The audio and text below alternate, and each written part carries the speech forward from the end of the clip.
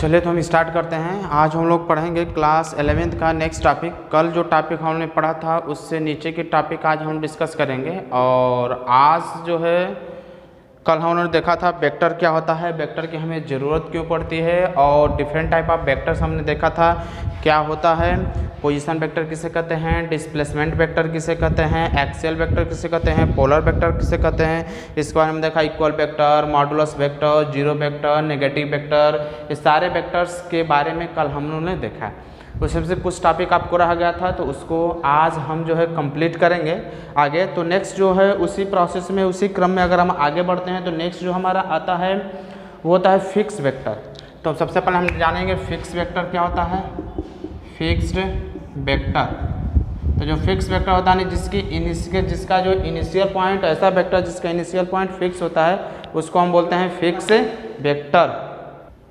तो fix vector उसे हम कहते हैं जिसका initial point, the vector whose initial point is fix is called the fix vector. और fix or localise vector, example हम कह सकते हैं position vector of the part की जो फिक्स वेक्टर होता है क्योंकि उसकी इनिशियल पॉइंट ओरिजिन क्या होता है, फिक्स होता है। हम तो कह सकते हैं कि vector whose initial position are fixed called fixed vector. जिसका इनिशियल वेक्टर फिक्स होता है उसको फिक्स, जैसे आपका पोजीशन हो गया, पोजीशन वेक्टर की एग्जांपल में बात करते हैं। पोजीशन वेक्टर, पोजीशन वेक्टर में क्या होता है, जैसे आपका ये कार्टेशियन प्लेन हो, इस पॉइंट P का अगर हम पोजीशन फाइंड करना चाहें तो ओरिजिन से हम क्या करते हैं, इसका पोजीशन निकालते हैं ना। तो ये ओरिजिन क्या आपका फिक्स है, तो इस वेक्टर जो OP वेक्टर बनेगा यहाँ पर, जो ये हम OP वेक्टर कहेंगे, OP का इनिशियल पॉइंट क्या होता है, फिक्स होता है, इसलिए इसको हम बोलते हैं फिक्स वेक्टर, ठीक ना। दूसरा हमारा आता है फ्री वेक्टर। तो हम फ्री वेक्टर की बात करते हैं। फ्री वेक्टर वो होता है जिसका इनिशियल पॉइंट हमारा क्या होता है, फिक्स नहीं होता है, ठीक ना। जैसे दो पॉइंट अगर हमारा फ्री होते हैं तो वो वेक्टर जिसकी इनिशियल पॉइंट नॉट फ्री होता है, जैसे हमारा वेलोसिटी वेक्टर हो गया, velocity of vector of a particle moving along a straight line. ये जो फ्री वेक्टर कोई पार्टिकल हो जो स्ट्रेट लाइन में मोशन कर रहा है तो ऐसे वेक्टर को हम बोलते हैं फ्री वेक्टर। ओके, तो फिक्स वेक्टर की हम बात कर रहे थे। तो फिक्स वेक्टर वो वेक्टर होता है जिसका इनिशियल पॉइंट फिक्स नहीं होता। हम कह सकते हैं a vector whose initial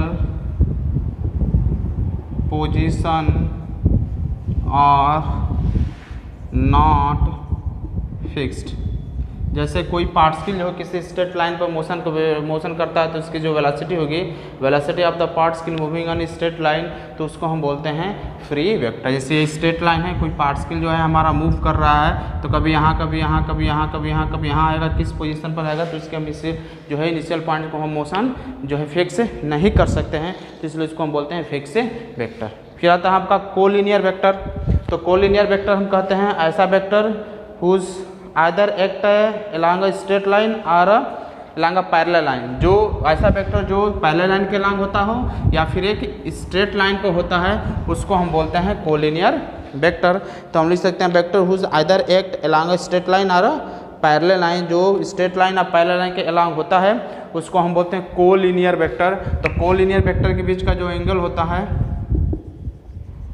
collinear vector के बीच का जो एंगल थीटा इक्वल क्या होता है, 0 डिग्री होता है। वो वेक्टर जो हमारे स्ट्रेट लाइन पे होता है या पैरेलल लाइन के अलोंग होता है उसको हम बोलते हैं कोलिनियर वेक्टर, ठीक।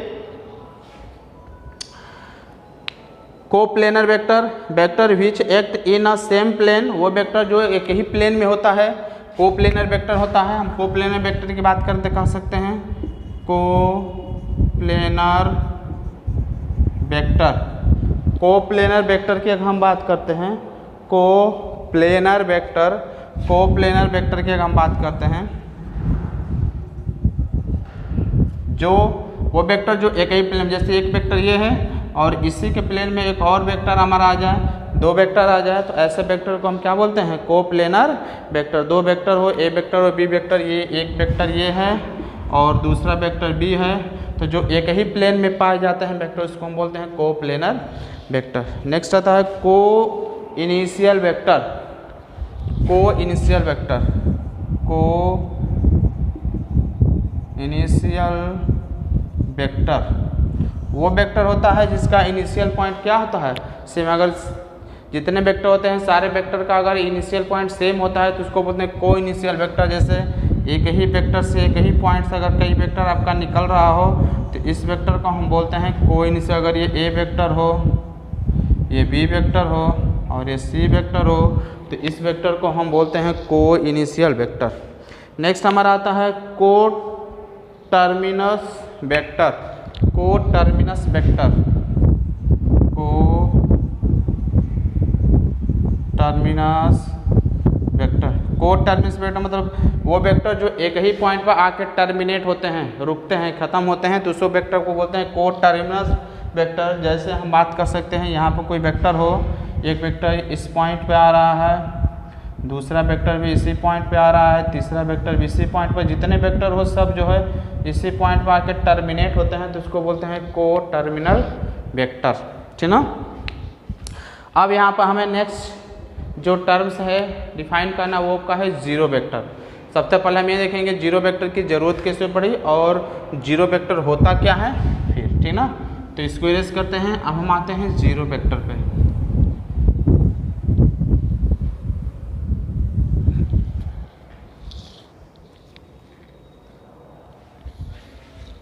जैसे मान लीजिए दो वेक्टर हो, zero vector, zero vector, okay.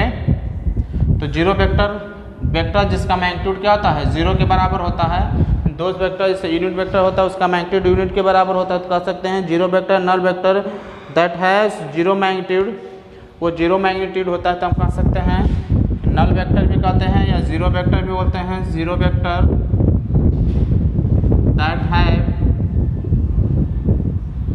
Zero magnitude, जिसके पास जीरो मैग्नीट्यूड होता है इसको जीरो वेक्टर हम बोलते हैं। अब हमें इसकी ज़रूरत क्यों पड़ी, तो जीरो वेक्टर जैसे मान लीजिए दो वेक्टर हो, ए वेक्टर और बी वेक्टर, अगर दोनों दो वेक्टर आपस में इक्वल मैग्नीट्यूड के हों, ए और बी दो वेक्टर हो, दोनों आपस में अगर इक्वल मैग्नीट्यूड के हों तो इन दोनों वेक्टर का अगर हम डिफरेंस निकालते हैं तो ए और बी क्या होगा, ए वेक्टर माइनस बी वेक्टर की वैल्यू क्या होगी। अब इसको फाइंड करने हमें जीरो वेक्टर की ज़रूरत पड़ी, तो इसलिए हमें जो जीरो वेक्टर उसको बोलते हैं जो कि जिसका मैग्नीट्यूड क्या होता है, जीरो के बराबर होता है, ठीक। आगे देखते हैं हमारा जो नेक्स्ट टॉपिक हमारा मिलता है property of the zero vector. तो vector is added to the zero vector. अगर एक वेक्टर में अगर हम जीरो वेक्टर ऐड करेंगे तो यदि हम किसी वेक्टर में जो है किसी वेक्टर में अगर जीरो वेक्टर को हम ऐड कर देते हैं तो जो रिजल्ट आता है वो हमारा उसी वेक्टर के बराबर ही आता है। तो अगर ये ए वेक्टर हो, इसमें अगर हम जीरो वेक्टर को ऐड कर देते हैं तो रिजल्ट मेरा क्या आएगा, जीरो वेक्टर के ही बराबर आएगा, ठीक। यदि हम रियल नंबर को किसी भी रियल नंबर को अगर हम मल्टीप्लाई करते हैं जीरो वेक्टर के साथ तो जो हमारा रिजल्ट होता है वो जीरो वेक्टर ही होगा।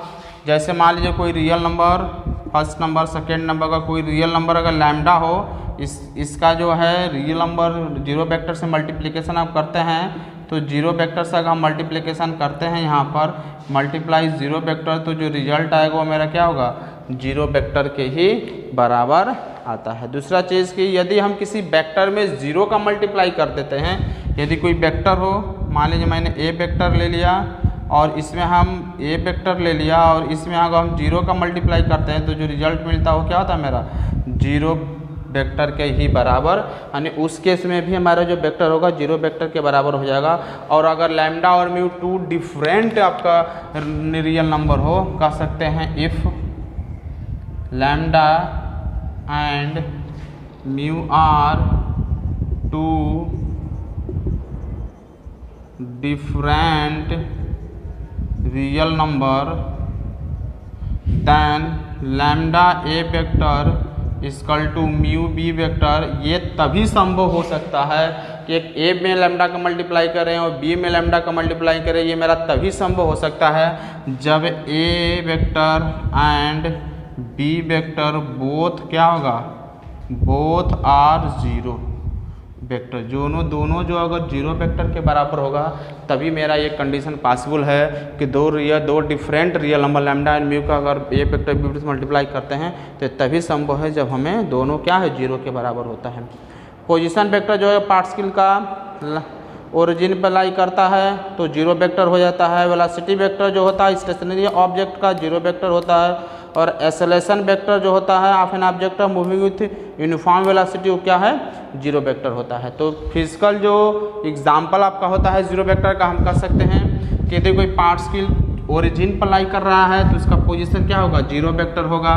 ठीक, यदि कोई बॉडी अगर रेस्ट पोजीशन में है तो उस समय भी क्या होगा उसका, अगर पार्टिकल अगर रेस्ट पोजीशन में हो जाता है तो पोजीशन जो वेलोसिटी वेक्टर होगा आप स्टेशनरी ऑब्जेक्ट है वो भी आपका जीरो होगा। Position vector of the particle lie at origin, अगर कोई पार्टिकल हो अगर ओरिजिन पर लाई कर रहा है, पॉइंट ओ पर लाई कर रहा है, अगर इसका हमें पोजीशन वेक्टर निकालना हो तो इसका पोजीशन वेक्टर क्या होगा, जीरो वेक्टर के बराबर होगा।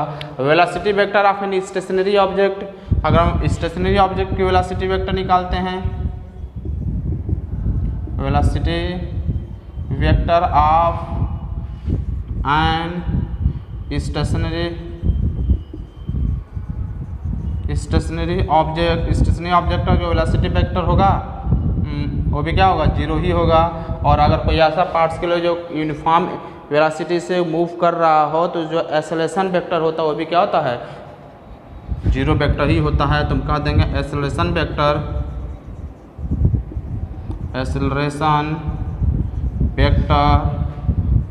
Of a particle moving with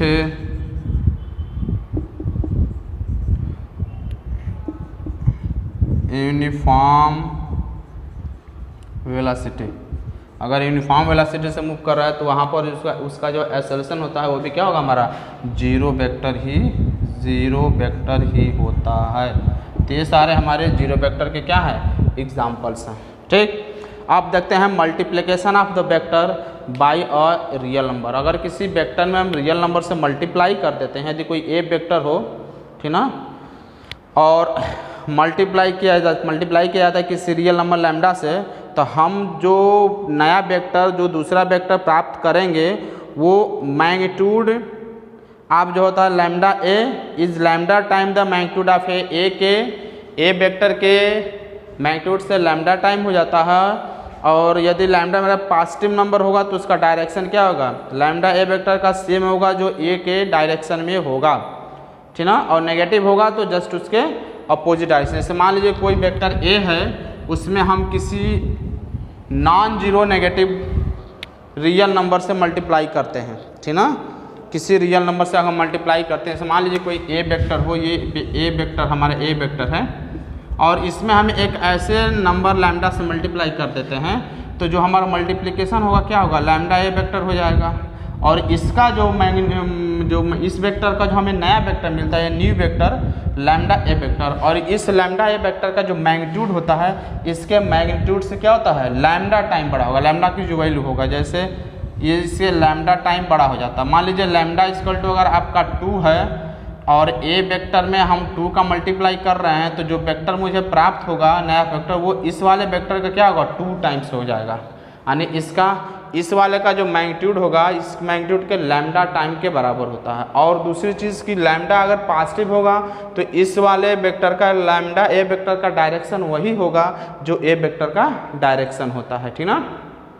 तो इस तरह यदि किसी हम वेक्टर में अगर कोई रियल नंबर का मल्टीप्लाई करते हैं तो जो न्यू वेक्टर बनता है वो पहले वेक्टर का क्या होता है, लैम्डा से अगर मल्टीप्लाई तो लैम्डा टाइम के बराबर हो जाता है। अगर वो लैम्डा पॉजिटिव नंबर होता है तो उसका डायरेक्शन वही होता है, न्यू वेक्टर का डायरेक्शन वही होता है जो पहले वाले वेक्टर का डायरेक्शन रहता। और यदि इसका अगर इसकी वैल्यू मान लीजिए अगर ये नेगेटिव है तो उसका डायरेक्शन क्या होता है, अगर मैं किसी मान लीजिए लैम्डा इक्वल टू आपका -2 होगा तो क्या होगा, 2 टाइम ही होगा। मैग्नीट्यूड में तो सेम ही रहेगा, मतलब उतना ही टाइम होगा, सेम नहीं कहेंगे। अगर 2 का मल्टीप्लाई कर रहे हैं तो पहले वाले से क्या होगा, 2 टाइम जब बड़ा हो जाएगा उसका लेंथ, पर डायरेक्शन क्या होगा, अपोजिट हो जाएगा, क्योंकि यहाँ माइनस लगा हुआ है। तो इसलिए यहाँ पर कोई वेक्टर हम बनाते हैं ऐसे लैम्डा का, और लैम्डा का मल्टीप्लाई करते हैं। अगर ये नेगेटिव नंबर होगा तो इसका जो डायरेक्शन हो कुछ इस तरह होगा, मैग्नीट्यूड में क्या होगा, लैम्डा टाइम हो जाएगा, लैम्डा टाइम ए वेक्टर होगा, और इसका डायरेक्शन क्या होगा, अपोजिट डायरेक्शन में हो जाएगा। तो इस तरह जो है हम किसी वेक्टर का मल्टीप्लाई करें, अगर हम मान लीजिए कि ये लैम्डा अगर -2 के बराबर हो तो क्या हो जाएगा, -2a वेक्टर होगा, जो हमें न्यू वेक्टर बी देता है, बी वेक्टर के बारे में बताता है, ये बी वेक्टर के बारे में बताता है। लैम्डा की वैल्यू जो है अगर पॉजिटिव होगा तो डायरेक्शन उसका सेम होता है, नेगेटिव होगा तो डायरेक्शन क्या होगा, हालांकि उसका अपोजिट हो जाता है। मैग्नीट्यूड जो होता है जिस रियल नंबर से हम मल्टीप्लाई करते हैं उतना ही टाइम्स उसका क्या होता है, मैग्नीट्यूड हो जाता है, ठीक ना। तो ये रहा हमारा वेक्टर का मल्टीप्लिकेशन बाय अ रियल, ठीक। अब हम क्या करेंगे, multiplication of vector by scalar है। किसी वेक्टर को हम किसी स्केलर से मल्टीप्लाई करते हैं तो क्या होता है, जैसे मान लीजिए हमारे पास लैम्डा एक प्योर नंबर है जिसके पास नो यूनिट है, कोई यूनिट नहीं है, ठीक ना। तो अगर हम मल्टीप्लाई करते हैं, मल्टीप्लाई करने के बाद जो हमें वेक्टर प्राप्त होता है, दो यूनिट जो होता है उसका सेम वही होता है जो ए का होता है। जैसे मान लीजिए हमारे पास कोई वेक्टर ए है, ए वेक्टर है, और इसको जो है हम एक ऐसे नंबर से मल्टीप्लाई कर रहे हैं लैम्डा से जिसके पास नो यूनिट, इसके पास यूनिट नहीं है। तो जो हमें वेक्टर प्राप्त होगा, न्यू वेक्टर जो प्राप्त होगा उसकी यूनिट वही, इसकी भी यूनिट वही होगी जो इसकी यूनिट, क्योंकि इसके पास कोई यूनिट नहीं है।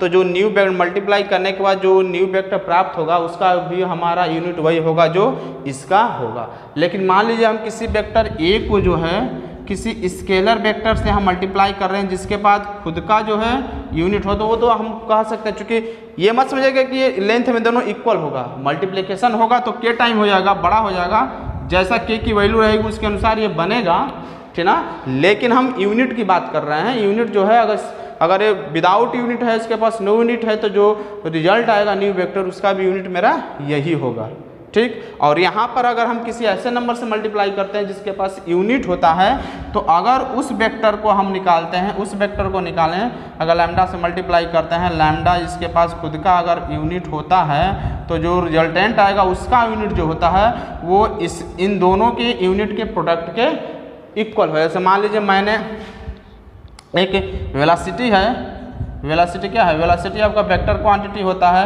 इसकी यूनिट मीटर पर सेकेंड होता है। इसका मल्टीप्लिकेशन हम मास से करते हैं, ठीक है। मास क्या है, स्केलर है, ठीक ना, केजी होता है। तो वेक्टर का मल्टीप्लिकेशन क्या करेंगे, मास से करेंगे। तो जो न्यू टर्म हमें मोमेंटम प्राप्त होता है, मोमेंटम जो प्राप्त होता है उसकी यूनिट इन दोनों की यूनिट के मल्टीप्लिकेशन के बराबर हो जाएगी। तो वेलोसिटी क्या होता है, v into m into V होता है, मास इंटू वेलोसिटी। तो मास की वेलोसिटी क्या होगा, केजी मीटर पर सेकेंड। तो ये मोमेंटम की यूनिट हो जाएगी क्या, इन दोनों के प्रोडक्ट के बराबर हो जाएगा। तो इस तरह जो है हम किसी वेक्टर को अगर स्केलर से मल्टीप्लाई करते हैं, अगर उसके पास यूनिट नहीं है तो इसकी भी यूनिट वही होगी जो ये वेक्टर की होगी। लेकिन अगर इसके पास अगर यूनिट है तो जो रिजल्टेंट आएगा उसकी जो यूनिट होगी इन दोनों के यूनिट के प्रोडक्ट के बराबर हमारा यूनिट होता है, ठीक। अब हम क्या करेंगे, यहाँ पर सीखेंगे addition of the two vector. दो वेक्टर को हम कैसे क्या करते हैं, ऐड करेंगे।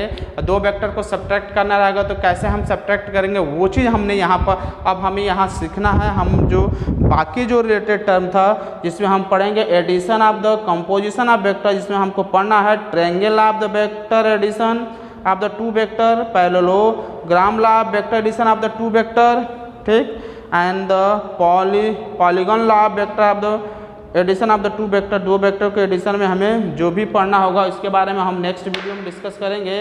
आज इस वीडियो में बस इतना ही, बाकी जो हम नेक्स्ट वीडियो में नेक्स्ट टॉपिक के साथ मिलते हैं। Thanks for watching video.